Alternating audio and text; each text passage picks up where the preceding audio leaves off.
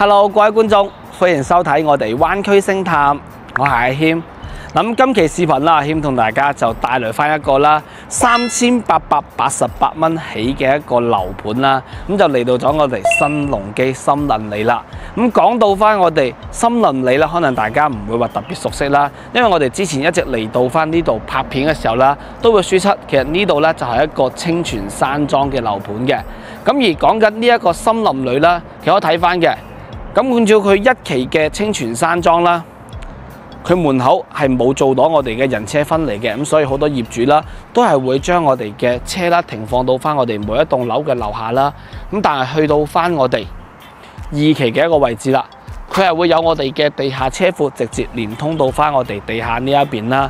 咁而大家可以留意翻個價錢嘅，嗱，標注響翻我哋7號樓呢一邊啦，亦都係打住3888蚊嘅。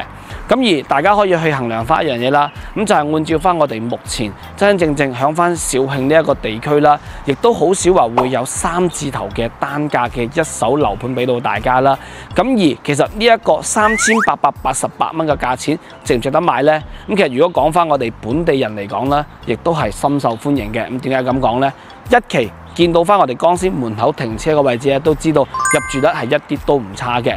咁而其實佢最主要咧就係作為翻目前我哋呢一個森林里個項目啦，佢係會位於翻我哋端州區同埋我哋鼎湖區嘅一個交界位置啦。咁由於嚟到咗森林里呢一個位置呢邊，其實佢亦都係處於翻我哋鼎湖區最邊個位置啦。你可以話佢可以享受到雙城配套，咁亦都有人會擔心佢兩頭唔到岸啦。咁但係如果按照翻價錢嚟講，3888蚊嚟計呢，佢確實係會有翻佢嘅一個優勢嘅。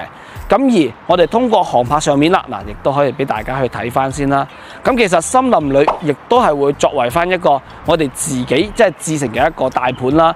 佢亦都係會分好多期去開發噶。咁而其實依家呢一邊呢，亦都係僅搞咗我哋1期同埋2期出嚟嘅啫。咁而佢居住落嚟嘅環境啦，都係會非常之正嘅。咁係因為佢亦都係會靠近翻我哋嘅羚羊峽呢一邊啦。咁而通過我哋航拍鏡頭亦都可以見到啦。從我哋樓盤出發去到翻萬達呢一邊啦，其實揸車啦都唔需要話我哋2分鐘嘅一個車程啦，咁亦都可以即係快速咁樣到達翻萬達廣場啦，享受到其實亦都係我哋目前坑口誠心成熟片區嘅一個位置啦。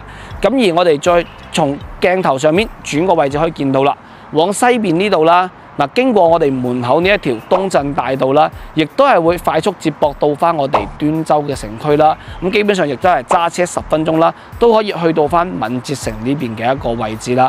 嗱，咁而你去問翻阿謙一個問題啦，咁其實阿謙呢一個樓盤其實值唔值得去買呢？咁呢一個我想我咁樣去分析翻嘅。咁由於佢清泉山莊係會以翻我哋一個2梯2戶嘅板式樓去設計翻落嚟啦。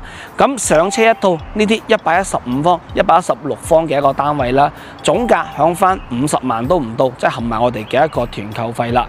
咁後期咧，如果大家話居住響呢一邊，其實你買部小車嘅話咧，亦都可以快速接駁端州同埋我哋嘅一個鼎湖區個舊城區啦。其實佢呢一個位置咧，係同我哋嘅一個肇慶新區嘅一個樓盤啦，都係會差唔多啦。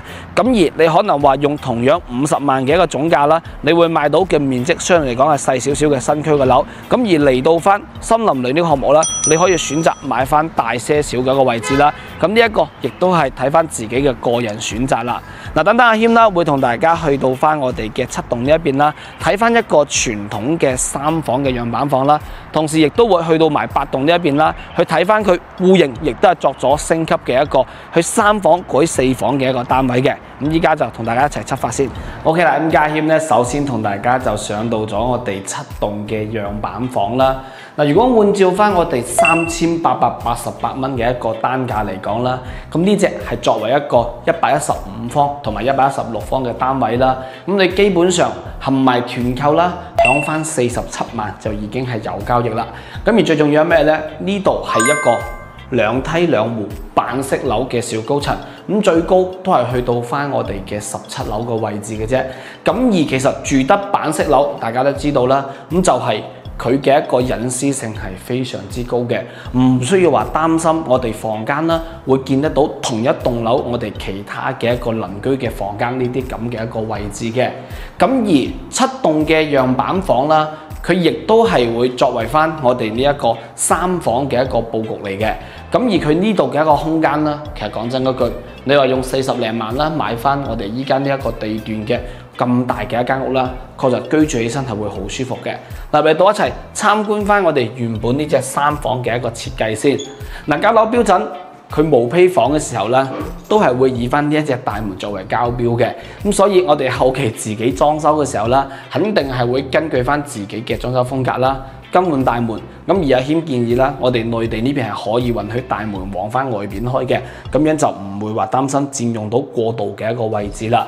咁而入門口右手邊呢一度，佢亦都係做咗我哋嘅一個鞋櫃啦。其實佢呢一度咧，亦都有預留咗少少嘅一個空隙嘅。咁亦即係話，你改咗大門之後咧，盡量大門往翻左手邊做啲，去預留翻一個標準嘅35公分嘅鞋櫃咧，亦都會更加好嘅。咁而呢一幅壁畫咧，可以睇到佢係將我哋嘅電箱咧隱藏起身嘅，所以設計係非常之正嘅。咁而呢一間屋嘅一個裝修咧，其實如果真真正正係按照翻咁樣比較簡單嘅裝修風格落嚟啦，亦都唔會話使到特別多錢嘅。咁你預住千零蚊嘅一個裝修啦，基本上即係話呢間屋10幾20萬咧，可以達到咗一個入住嘅一個效果俾到大家啦。咁而最重要一樣嘢就係，我哋依家係用40幾50萬都唔到嘅總價啦，係買一個3.8米開間嘅大客廳啦，而且房間啊各方面都係超正嘅一個位置嚟嘅。嗱，擺咗家私家電落去之後都好啦，一啲都唔會覺得我哋呢一間屋嘅壓抑嘅。咁而我哋再過到呢邊去睇埋翻一個主陽台先啦。咁按照翻目前森林裏嘅一個我哋2期嘅戶型啦，咁7棟嘅主陽台係會望翻我哋嘅小區內園嘅。咁而旁邊咧就係佢之前1期啦。咁呢度咧就係命名我哋嘅一個清泉山莊嘅。咁而我哋嘅一個產品啦，亦都會作為翻咗一個升級啦。咁而呢一度其實居住起身係會比較舒服，原因就係因為佢靠近翻我哋嘅一個領養盒啊嘛。咁而且本身亦都係作為一個低密度嘅一個樓盤俾到大家嘅。咁而再轉身翻嚟到去睇翻我哋嘅餐廳位置先啦。雖然話佢做唔到我哋嘅一個3.8米啦，咁但係預留到呢邊嘅一個空間，亦都係一啲都唔差啦。做埋咗咁大嘅餐邊櫃嗱，擺埋咗我哋嘅餐台，可以見到過度預留得係特別誇張嘅。而呢啲戶型嘅亮點就係本身佢亦都係作為一個南北對流雙陽台嘅戶型嚟嘅。咁而正常嘅交樓標準，呢一個陽台係一直連接去到翻我哋廚房入邊嘅，咁但係亦都係犧牲咗少少陽台嘅空間啦，係做大咗我哋廚房嘅位置嘅。咁所以點解話我哋森林裏嘅項目咧可以3房改4房，亦都係咁嘅原因啦。嗱，過嚟到我哋嘅廚房去睇翻先啦。呢一個廚房絕對唔會係一個115方單位嘅廚房啦，空間確實非常之誇張。咁而目前咧，阿謙認為廚房亦都可以安裝翻呢啲多功能嘅一個水槽啦，係會方便好多嘅。嗱，包括依家其實亦都好多啦，有埋呢啲洗杯嘅一個功能啦。嗱，呢啲咁嘅一個抽拉式嘅情況下咧，亦都可以令到我哋搞衞生係無死角嘅。咁而呢度咧，亦都一個比較流暢嘅動線啦，洗切煮全部安排上啦。咁而冰箱呢啲位亦都可以選擇擺一個雙門冰箱入邊，都係冇問題噶啦。咁活動嘅空間我哋就睇晒咗，再過嚟呢邊睇埋翻我哋嘅休息區域先。佈局3間房2個洗手間。首先去睇我哋嘅公共洗手間先啦。雖然話佢係冇做我哋乾濕分離嘅淋浴屏啦，咁但係其實做完出嚟之後咧，入邊個空間都係非常之大嘅。咁響翻我哋洗手間旁邊嘅就係我哋第一間客房啦。咁其實講真，森林裏嘅戶型咧，佢實用嘅地方就係佢有飄台作為淨數面積啦，咁但係房間嘅飄台咧係全部可以選擇打拆咗佢嘅。咁而依間呢一間房嗱，大家可以睇到嘅空間係非常之大嘅。呢一張床啦，其實延伸擺過少少係可以去到翻米半床嘅。咁而呢一張我哋女主人嘅化妝台啦，亦都可以選擇擺放翻喺呢一個位置嘅。咁而呢度嘅衣櫃啦，亦都可以絕對唔止做一個60公分嘅出嚟啦。咁而響翻我哋呢一間房對面，同樣房間都係方方正正嘅。咁而呢度嘅飄台啦，嗱都係可以選擇將佢打拆咗佢啦。每間房都會有翻一個咁大嘅空間。咁而最正嘅係咩呢？就係當然要嚟到翻我哋嘅主人房啦。主人房佢呢度咧，亦都係會帶埋我哋嘅一個洗手間嘅一個位置俾到大家啦。咁而內籠位係咩呢？森林裏嘅單位兩邊即係01同埋05個單邊位啦，都係會有一個7字位嘅落地窗啦。咁後期咧，亦都可以做翻我哋7字形嘅一個書台位啦。嗱，望翻我哋嘅一個內園啦，亦都係比較舒服嘅。咁而如果你話買翻我哋8棟呢一邊啦，即係呢一個飄台啦，就可以去望翻我哋嘅一個山景呢一邊啦。咁而依家呢度大家可以見到係擺翻一張標配嘅米8嘅一個大床嘅。咁後期其實響翻側邊咧，再去做衣櫃都係 OK 嘅。咁我哋依家同大家就係睇咗我哋呢一個3房嘅樣板房啦。咁接下嚟過到翻我哋8棟呢一邊，睇睇點樣去改造咗我哋嘅4房出嚟先。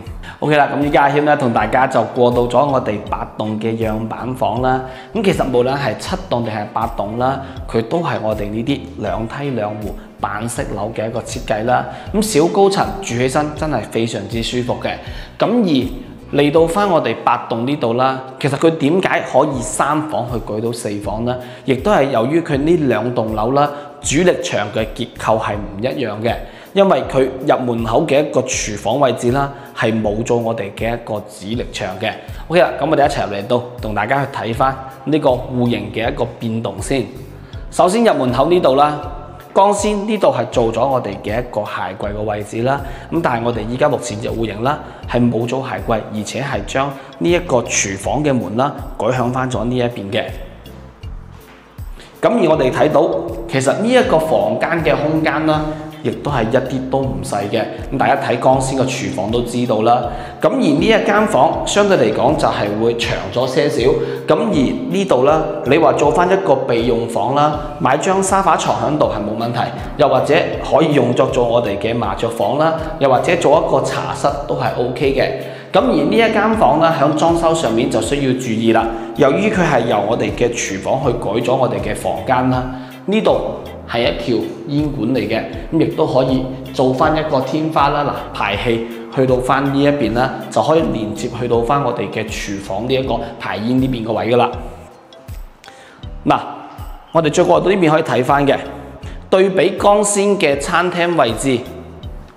光鮮係會闊落好多啦，而且呢度亦都有做埋我哋嘅一個餐邊櫃啦。